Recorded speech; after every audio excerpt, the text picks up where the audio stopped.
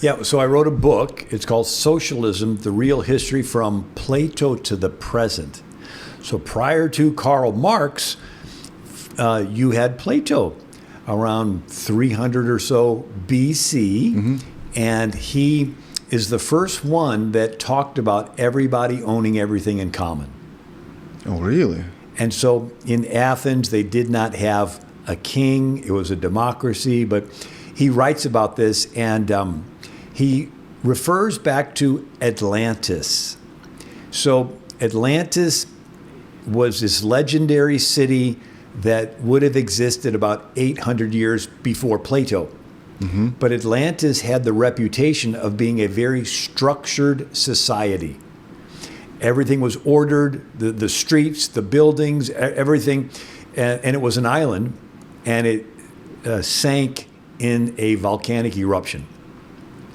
There is an island in the Mediterranean called Santorini, and it's what's left of a volcano. So it's this half-circle rim, and when it exploded, it would have sent a tsunami across the entire Mediterranean, wiping out stuff. There are some that think maybe that was the same time that Moses was leaving Egypt, and the soot went up into the air, and that one of the plagues was hail that was on fire. Well, that would have been the lava rocks coming down. And then it was 3 days of darkness. Well, that could have been the soot. It said it was darkness that you could feel. It would have been the ash. Who knows? But that's some speculation. But nevertheless, Plato several times referred to Atlantis as the perfect structured society. And he considered democracy an unstructured society. And he says that everybody's got their different views on everything, and it's really sort of chaotic. And he said that democracy works as long as the people have virtue, but they didn't have a God of the Bible to be virtuous to. I mean, Aphrodite, the goddess of love, with temple prostitutes. I mean, so it was just being virtuous for the virtuous' sake. And Plato said, you know, people really aren't virtuous. If you give them a choice of giving up their life or giving up their virtue, they'll always give up their virtue to save their life. So nobody, and he even goes so far as to say, if someone was born that truly had virtue, the world would crucify him. Plato said this in 3 centuries before Christ. Anyway, he says that what's going to happen is people are going to yield to their passions, yield to their lusts. It's going to turn into chaos, and out of that chaos, they're going to cry for somebody to restore order. And this person is the philosopher king.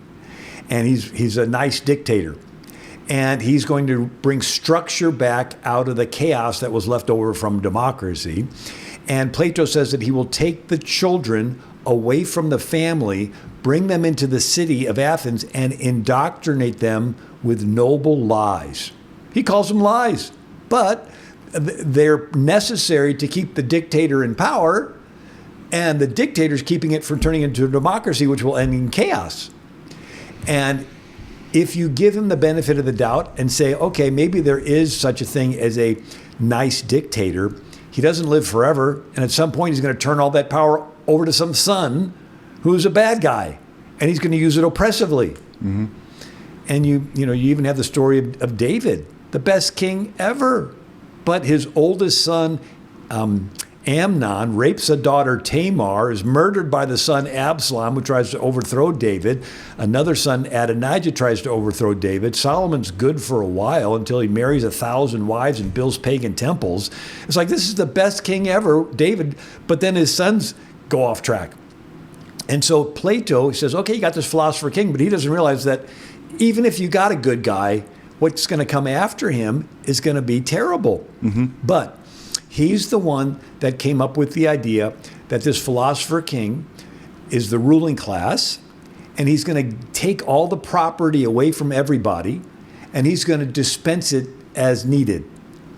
And he says that there won't be any families because he'll take the children away from the parents and raise them. He says that everybody will own everything in common, but it's the ruling class dictator that gets to decide who gets what. And it's total control.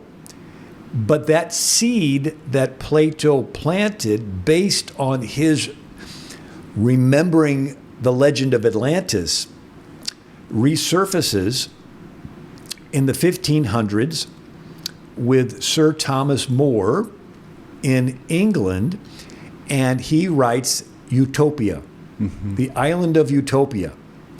And it's basically Atlantis. So this is shortly after Columbus discovers the New World. 1492. And so this is a fictitious island that's discovered off the coast of South America. And on this island, everything is structured. There's the ruling class. They control everything. Everybody's got jobs, and the ruling class decides who gets what, and everything's owned in common. And the word utopia means nowhere. And the story is a conversation called the dialogue with a traveler named Hythlodeus, which means peddler of nonsense. And they think Sir Thomas More wrote this as a veiled criticism of Henry VIII. Henry VIII was Catholic, then he became Protestant, and he made everybody switch, and if they didn't, he killed them. Because he wanted a divorce, and Vatican didn't give him a divorce, right? Correct. This is the guy. Okay. Yeah. And so Sir Thomas More was Catholic, and he did not want to switch and become Anglican, and Henry VIII had him killed. So they think he wrote this utopia to say, okay, this structured society is nowhere. It's told to us by a peddler of nonsense. And he sort of takes it to an extreme. So you can read there's a sarcastic mocking of this controlled society. But then after him, you have Francis Bacon. Francis Bacon writes a book called The New Atlantis. He names it The New Atlantis because he's referring back to Plato's Atlantis. And this is a fictitious island in the Pacific. Now, Francis Bacon is the one who started the scientific revolution. And so on his island, the ruling class tells people what to do, but they're more scientific careers.